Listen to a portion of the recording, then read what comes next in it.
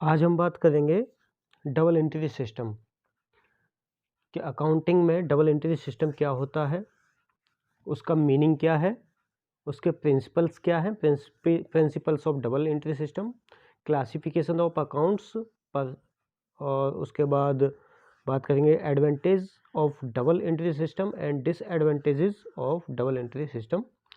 तो सबसे पहले हम बात कर लेते हैं meaning of double entry system के डबल एंट्री सिस्टम आखिर है क्या। तो हम पहले थोड़ी थ्योरी की बात कर लेते हैं। तो दोहरा लेखा प्रणाली के अनुसार प्रत्येक लेन देन कम से कम दो खातों को विपरीत दिशा में प्रभावित करता है। जैसे कि व्यवसाय में यदि फर्नीचर खरीदा जाता है तो एक तो व्यवसाय में फर्नीचर आता है और दूसरी तरफ रोकड़ घटती है। ऐसा कोई भी लेन देन नहीं होता जो केवल एक ही खाते को प्रभावित करता हो अथवा जिसका केवल एक ही पक्ष हो। अतः इस पद्धति में प्रत्येक लेन देन के दोनों पक्षों का लेखा किया जाता है। इसका यह अर्थ बिल्कुल नहीं लगाना चाहिए कि प्रत्येक लेन देन को दो बार लिखा जाता है, बल्कि दोहरे लेखे का अर्थ है कि प्रत्येक लेन देन से कम दो खाते प्रभावित होते हैं, एक खाता पाने वाले का और दूसरा खाता देने वाले का। पाने वाले व्यक्ति अथवा खाते को डेबिट किया जाता है और देने वाले व्यक्ति अथवा खाते को क्रेडिट किया जाता है। प्रत्येक लेन देन में समान राशि पाने वाले खाते के डेबिट पक्ष में लिखी जाती है और देने वाले खाते के क्रेडिट पक्ष में लिखी जाती है। जैसे कि हमें मोहन से 25,000 रुपये प्राप्त हुए। इस लेन देन का प्रभाव दो खातों, रोकड़ खाते तथा मोहन के खाते पर पड़ा। क्योंकि रोकड़ प्राप्त हुई अतः रोकड़ के खाते को डेबिट किया जाएगा और मोहन क्योंकि देने वाला है अतः मोहन के खाते को क्रेडिट किया जाएगा। इसे आसान शब्दों में समझने की कोशिश करते हैं।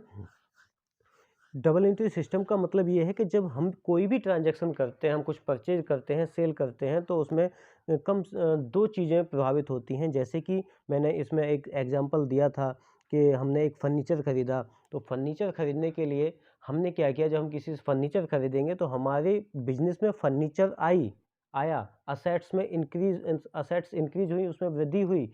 लेकिन दूसरी तरफ हमारे बिजनेस से कैश गया, हमने रोकड़ दिया जिससे हमने परचेज किया, तो एक तो हमारा खाता प्रभावित होगा असेट्स का जो कि फर्नीचर के नाम से है, और दूसरा हमारा लिक्विड असेट्स जो कि कैश के नाम से है। मतलब फर्नीचर आया और कैश गया। अब इसके सिद्धांतों के बारे में हम बात कर लेते हैं। तो इस सबसे पहला इसका सिद्धांत होता है कि ये दो खातों को प्रभावित करता है। जैसा कि मैंने अभी बताया, ऐसी कोई भी ट्रांजैक्शन बिजनेस में नहीं हो सकती जिससे सिर्फ एक खाता प्रभावित हो, हमेशा दो खाते प्रभावित होंगे। दूसरा, व्यक्तिगत तथा अव्यक्तिगत दोनों ही पहलुओं का लेखा होता है। दोहरा लेखा प्रणाली में किसी लेन देन के व्यक्तिगत तथा अव्यक्तिगत दोनों ही पक्षों का लेखा किया जाता है। संभव है कि लेन देन के दोनों पहलू व्यक्तिगत हो अथवा दोनों पहलू अव्यक्तिगत हो, अथवा एक ही व्यक्तिगत हो और दूसरा अव्यक्तिगत हो। तीसरा इसका सिद्धांत और विशेषता ये है कि ये लेखा निश्चित नियमों के आधार पर किया जाता है। इसीलिए इसे हम कला के साथ साथ विज्ञान भी कहते हैं, क्योंकि इसके कुछ निश्चित सिद्धांत हैं।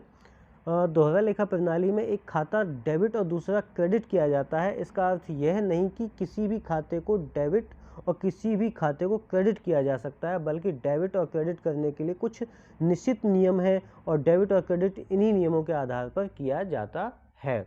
तो जैसे कि पहले मैंने कहा कि एक खाता निश्चित तौर पर निश्चित रूप से एक डेबिट होगा तो दूसरा क्रेडिट होगा, और कौन सा खाता डेबिट होगा और कौन सा खाता क्रेडिट होगा, इसके कुछ निश्चित नियम हैं जिन्हें हम 3 गोल्डन रूल्स के नाम से जानते हैं, और इनकी बारे में बात हम अभी करेंगे, कुछ ही देर में करेंगे। तीसरा, ट्रायल बैलेंस। क्योंकि एक खाता डेबिट और दूसरा क्रेडिट किया जाता है, अतः सभी डेबिट किए गए खातों का जोड़ क्रेडिट किए गए खातों के जोड़ के बराबर होता है। इससे खातों की गणितीय शुद्धता की जांच करने में सहायता मिलती है। ऐसी जांच परीक्षा सूची ट्रायल बैलेंस बनाकर की जाती है। अब हम बात कर लेते हैं क्लासिफिकेशन ऑफ अकाउंट्स। तो सबसे पहले हम अकाउंट्स को दो भागों में बांटेंगे, व्यक्तिगत खाते पर्सनल अकाउंट्स और दूसरा अव्यक्तिगत खाते इम्पर्सनल अकाउंट। तो सबसे पहले हम बात कर लेते हैं पर्सनल अकाउंट्स की।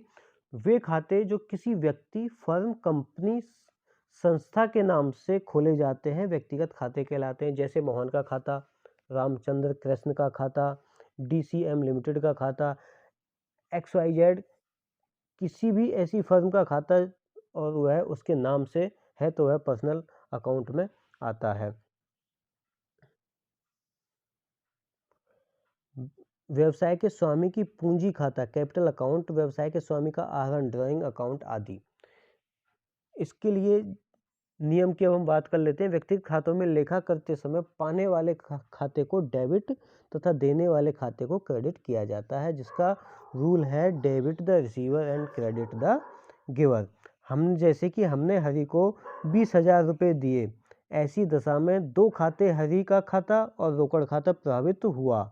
हम डेबिट द रिसीवर के नियम के अनुसार हरि के खाते को डेबिट करेंगे, क्योंकि हरि का खाता पाने वाले खाता है, और रोकड़ के खाते को क्रेडिट करेंगे क्योंकि रोकड़ गई है। अर्थात निम्न प्रविष्टि, हम इसकी प्रविष्टि जो करेंगे वो होगी, हरि को हम डेबिट करेंगे 20,000 से, टू कैश अकाउंट इसको हम क्रेडिट करेंगे 20,000 से। तो जो डेबिट होगी, सॉरी जो एंट्री होगी वो हमारी होगी, Hari account debit by 20,000 to cash account by 20,000। हमने मोहन से 10,000 रुपये प्राप्त किए, ऐसी दशा में रोकड़ खाते को डेबिट करेंगे, क्योंकि दूसरा हम इसमें उदाहरण लेके चलते हैं कि हमने मोहन से 10,000 रुपये प्राप्त किए, तो इसकी क्या एंट्री होगी। सबसे पहले हम यहाँ देखते हैं कि मोहन से हमने 10,000 रुपये प्राप्त किए, तो पर्सनल अकाउंट के हिसाब से हमारा जो रूल कहता है debit the receiver credit the giver, तो यहाँ पे मोहन है गिवर, तो इसलिए इसे हम क्या करेंगे, क्रेडिट। जब हम इसे क्रेडिट करेंगे तो कैश को हम डेबिट करेंगे, क्योंकि वैसे भी कैश जो है वो रियल अकाउंट है। रियल अकाउंट के बारे में हम अभी आगे चर्चा करेंगे, लेकिन फिलहाल हम ये जान लेते हैं कि मोहन यहाँ पे पैसे दे रहा है, कैश दे रहा है, तो इसलिए वो क्रेडिट द गिवर के रूल के अकॉर्डिंग जो हमारी एंट्री होगी वो होगी cash account debit to Mohan by 10,000। अब इसके उद्देश्य की बात कर लेते हैं हम। तो व्यक्तिगत खाते बनाने का उद्देश्य यह जानकारी प्राप्त करना है कि किस व्यक्ति से कितना रुपया लेना है और किस व्यक्ति को कितना रुपया देना है। अब हम बात कर लेते हैं टाइप्स और क्लासिफिकेशन ऑफ पर्सनल अकाउंट के। व्यक्तिगत खातों को निम्नलिखित 3 भागों में विभाजित किया जा सकता है। सबसे पहले प्राकृतिक व्यक्तिगत खाते, उसके बाद है आर्टिफिशियल पर्सनल अकाउंट, और तीसरा है रिप्रेजेंटेटिव पर्सनल अकाउंट। तो सबसे पहले हम प्राकृतिक या नेचुरल पर्सनल अकाउंट्स की बात कर लेते हैं। इसमें प्राकृतिक व्यक्तियों जैसे मोहन, सोहन, सीमा, निर्मला आदि के खाते आते हैं। व्यवसाय के स्वामी का पूंजी खाता, व्यवसाय के स्वामी का आहरण खाता, देनदारों के खाते और लेनदारों के खाते भी इसमें आते हैं। दूसरा आर्टिफिशियल पर्सनल अकाउंट, इनका व्यक्तियों की तरह भौतिक अस्तित्व तो नहीं होता, परंतु इन्हें व्यक्तिगत खाते ही माना जाता है। इनमें फर्म, कंपनियां, संस्थाएं तथा बैंकों के खाते आते हैं। ये सब व्यावसायिक लेन देनों के लिए कृत्रिम व्यक्ति माने जाते हैं। इसमें क्लबों, बीमा कंपनी और सरकारी विभाग आदि के खाते में। उसके बाद हम बात कर लेते हैं रिप्रेजेंटेटिव पर्सनल अकाउंट। इसमें वे खाते आते हैं जो किसी व्यक्ति या व्यक्तियों के समूह का प्रतिनिधित्व करते हों, जैसे कर्मचारियों का देय वेतन, outstanding salary due to staff. यह खाता कर्मचारियों का प्रतिनिधित्व करता है, इसलिए व्यक्तिगत खाता माना जाता है। इसमें पूर्वदत्त बीमा खाता, प्रीपेड इंश्योरेंस अकाउंट, उपार्जित ब्याज खाता, अनुपार्जित अनसिक्योर्ड कमीशन आदि को शामिल किया जाता है। अब हम बात कर लेते हैं नंबर 2 रियल अकाउंट्स की। रियल अकाउंट्स कौन से होते हैं, इसमें क्या क्या आएगा। तो वह सभी वस्तुएं जिनका मूल्य मुद्रा के रूप में मापा जा सकता है और जो व्यवसाय की संपत्तियां हैं, उनके खातों को वास्तविक खाते कहा जाता है। जैसे रोकड़ खाता, कैश अकाउंट, फर्नीचर खाता, मशीनरी खाता, भवन खाता, ख्याति खाता, गुडविल अकाउंट। इसका नियम क्या कहता है, इसका नियम कहता है debit what comes in and credit what goes out. मतलब जो भी बिजनेस में आता है उसे हम डेबिट करेंगे रियल अकाउंट्स में, और जो भी जाता है उसे हम क्रेडिट करेंगे। उदाहरण की सहायता से हम समझने की कोशिश करते हैं। मान लीजिए 10,000 रुपये का फर्नीचर नगद खरीदा। इसमें व्यापार में फर्नीचर आता है और रोकड़ जाता है, अतः फर्नीचर खाते को डेबिट व्हाट्स कम इन के नियम के अनुसार डेबिट करेंगे और रोकड़ खाते को क्रेडिट व्हाट गोज आउट के नियम के अनुसार क्रेडिट करेंगे। तो हम यहाँ पे सबसे पहले जान लेते हैं इसमें कौन सा खाता पर्सनल है और कौन सा खाता रियल है। माफ़ कीजिएगा, यहाँ पे हमने सिर्फ चर्चा की है 10,000 फर्नीचर खरीदा है, तो यहाँ पे एक तो हमारा फर्नीचर आया है और एक हमारा रोकड़ गया है। तो यहाँ पे दोनों ही रियल अकाउंट्स है, क्योंकि कैश अकाउंट भी हमारा असेट्स में है और रियल अकाउंट है, और फर्नीचर जो है वो भी हमारा असेट्स होगा और ये भी हमारा रियल अकाउंट्स में आएगा। तो जो एंट्री होगी इसकी हम करेंगे, आया क्या है, debit what's come in, that means furniture account debit, and what goes out means to cash account by 10,000। वास्तविक खातों, अब हम रियल अकाउंट्स के बारे में विस्तृत रूप से बात कर लेते हैं। रियल अकाउंट्स को भी हम दो भागों में बांट सकते हैं, टेंजिबल रियल अकाउंट और दूसरा है इनटेंजिबल रियल अकाउंट, मतलब मूर्त वास्तविक खाते और दूसरा अमूर्त वास्तविक खाते। अब टेंजिबल रियल अकाउंट्स कौन से होते हैं, इनमें उन वस्तुओं या संपत्तियों के खाते आते हैं जिन्हें छुआ जा सके, अनुभव किया जा सके, उन्हें मापा जा सके और जिनका क्रय विक्रय किया जा सके, जैसे रोकड़, स्टॉक, फर्नीचर, भूमि, भवन इत्यादि। याद रहे कि बैंक खाता वास्तविक खाता नहीं है, बल्कि बैंकिंग कंपनी का कृत्रिम व्यक्तिगत खाता होता है। दूसरी तरफ इंटेंजिबल रियल अकाउंट्स कौन से होते हैं, इनमें उन वस्तुओं या संपत्तियों के खाते आते हैं जिन्हें छुआ तो नहीं जा सकता, परंतु जिनके भौतिक मूल्य को मुद्रा में मापा जा सकता है, जैसे गुडविल, जैसे पेटेंट्स, जैसे ट्रेडमार्क, जैसे कॉपीराइट इत्यादि। अब हम बात कर लेते हैं तीसरे नंबर पे नॉमिनल अकाउंट। नॉमिनल अकाउंट कौन कौन से होते हैं, व्यवसाय की आय और व्यय से संबंधित सभी खातों को व्यवसायिक खाते अथवा नाम मात्र के खाते कहते हैं।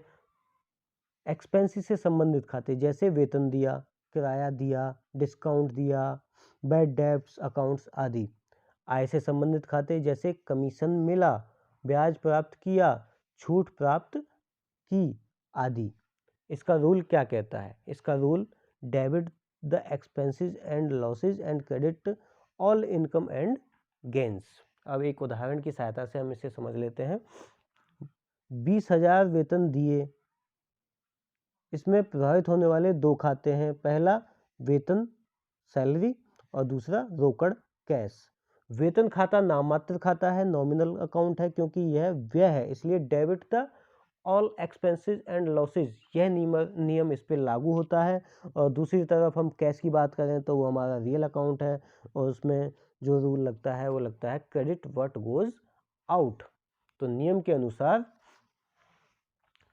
रोकड़ को क्रेडिट करेंगे और सैलरी को डेबिट करेंगे। तो यहाँ पे होगा salary debit the all expenses and cash credit the all credit what goes out. तो एंट्री क्या होगी, salary account debit to cash account.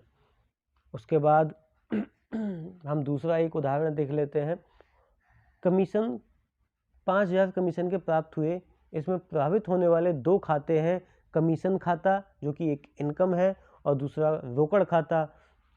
Commission खाता नाममात्र खाता है, नॉमिनल खाता है, और क्योंकि यह आय है इसलिए क्रेडिट द इनकम के नियम के अनुसार इसे क्रेडिट करेंगे तथा रोकड़ व्यवसाय में आती है, अतः डेबिट व्हाट कम्स इन के नियम के अनुसार रोकड़ को डेबिट करेंगे। यहाँ पे मैं आपको एक तरीका बताता हूँ। किसी भी ट्रांजैक्शन में, डबल एंट्री सिस्टम के अंदर किसी भी ट्रांजैक्शन में हमें सिर्फ ये पता लगाना होता है कि कौन सा खाता डेबिट या क्रेडिट होगा। हमें ये दोनों में से अगर एक का भी हम पता लगा लेते हैं तो दूसरा अपने आप ही उसका, अगर हमने डेबिट का पता लगा लिया तो क्रेडिट, दूसरा अपने आप ही क्रेडिट होगा, और क्रेडिट का पता लगा लिया तो दूसरा अपने आप ही डेबिट होगा। तो हम यहाँ पे बात कर लेते हैं, हमें कमीशन मिला है, कमीशन मिला है इसका मतलब कैश आया होगा। तो कैश जो है हमारा रियल अकाउंट है, और रियल अकाउंट का जो हमारा नियम है वो कहता है डेबिट व्हाट कम्स इन। तो हमारे पास क्या आया है, कैश आया है, तो हम यहाँ पे क्या करेंगे, cash account debit to commission.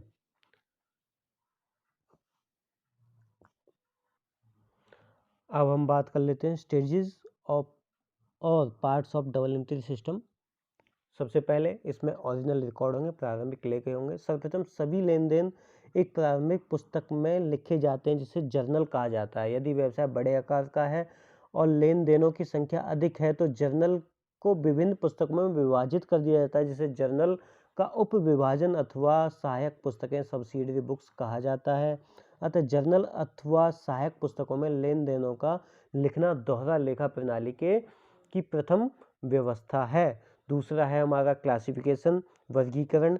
दूसरी अवस्था में जर्नल अथवा सहायक पुस्तकों में लिखे गए सभी लेन देनों को एक अन्य पुस्तक में, जिसे खाता बही लेजर कहते हैं, में वर्गीकृत किया जाता है। खाता बही में अलग अलग पन्नों पर अलग अलग खाते खुले होते हैं और एक खाते में संबंधित सभी लेन देन एक स्थान पर एकत्रित किए जाते हैं, जिससे उस खाते से संबंधित विभिन्न लेन देनों का उस खाते पर सामूहिक प्रभाव ज्ञात हो सके। खाता बही में खतौनी का वर्गीकरण अथवा अवस्था भी कहते हैं। मतलब क्लासिफिकेशन में हम क्या करते हैं, जैसे कि कैश हो गया, राम हो गया, श्याम हो गया, या फर्नीचर हो गया, सभी का एक अलग से लेजर हम बनाते हैं, और उसमें जहाँ जहाँ डेबिट होगा सेम आइटम, अगर कैश कहीं दिया है कहीं लिया है, हम उसी की उस एंट्री सारी कैश के खाते में ही करते जाएंगे, और उसी से हमें पता लगेगा कि हमने कितना कैश दिया और कितना हमने लिया। उसके बाद हम एक समरी बनाते हैं, सारांश तैयार करते हैं। थर्ड स्टेज इसकी यही है। सारी चीज़ों का सबसे पहले हम ओरिजिनल रिकॉर्ड लिए, उसके बाद हमने उसका क्लासिफिकेशन किया, और उसका फिर हम समरी बनाते हैं। समरी, उसके बाद समरी से हम तृतीय अवस्था जो है वह खाता बही में खोले गए सभी खातों के शेष निकाले जाते हैं, और इन शेषों को एक सूची में लिखा जाता है। डेबिट शेष इस सूची का एक तरफ और क्रेडिट शेष दूसरी तरफ लिखे जाते हैं। इस सूची को परीक्षा सूची ट्रायल बैलेंस कहते हैं। परीक्षा सूची के डेबिट पक्ष का जोड़ इसके क्रेडिट पक्ष के बराबर अवश्य होना ही चाहिए। यदि परीक्षा सूची के दोनों पक्षों का जोड़ बराबर हो तो खातों की अंकगणितीय शुद्धता की जांच हो जाती है, और फिर परीक्षा सूची की सहायता से शुद्ध प्रॉफिट एंड लॉस जानने के लिए व्यापारिक, जिसे हम ट्रेडिंग अकाउंट के नाम से या profit and loss trading and profit and loss account तैयार किया जाता है, और व्यवसाय की आर्थिक स्थिति जानने के लिए बैलेंस शीट तैयार की जाती है। अब हम बात कर लेते हैं advantage of double entry system. तो सबसे पहला ये एक साइंटिफिक सिस्टम है। इस प्रणाली में लेन देनों का लेखा कुछ निश्चित नियमों के अनुसार किया जाता है, इसीलिए हम इसे एक साइंटिफिक पद्धति कहते हैं। उसके बाद लेन देनों का पूर्ण लेखा, कंप्लीट रिकॉर्ड ऑफ ट्रांजैक्शन। उसके बाद इसमें हम लेन देनों का कंप्लीट लेखा जोखा रखते हैं। उसके बाद हम इसमें तलपट का निर्माण करते हैं, तलपट बनाते हैं। फिर उसके बाद हम इसमें trading and profit and loss बनाते हैं, जिससे हम शुद्ध लाभ या हानि को प्राप्त कर सकते हैं। और उसके बाद नॉलेज ऑफ फाइनेंशियल पोजीशन, और इतना सब कुछ करने के बाद हमें बिजनेस की वित्तीय स्थिति का पता लगता है।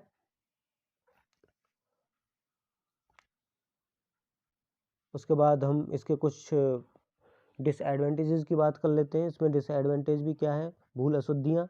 यदि कोई लेन देन प्रारंभिक पुस्तकों में ही न लिखा जाए तो इसका पता ही नहीं लग पाता। दूसरा, हिसाब की अशुद्धियाँ होती हैं इसमें। यदि प्रारंभिक लेखे की पुस्तकों में गलत राशि में से लेखा कर दिया गया है तो भी इसका पता नहीं लगेगा। सैद्धांतिक अशुद्धियाँ, यदि कोई राशि सही पक्ष में तो लिख दी जाए परंतु गलत खाते में लिख दी जाए तो इसका पता नहीं लग पाएगा। जैसे कि मशीनरी के क्रय को मशीनरी खाते की बजाय क्रय खाते में लिख दिया गया हो। उसके बाद क्षतिपूर्वक अशुद्धियाँ कौन सी होती हैं? यदि एक खाते की अशुद्धि की पूर्ति किसी अन्य खाते की अशुद्धि से हो जाती है तो ऐसी क्षतिपूर्वक अशुद्धियाँ भी इस प्रणाली से पता नहीं लग पाती हैं।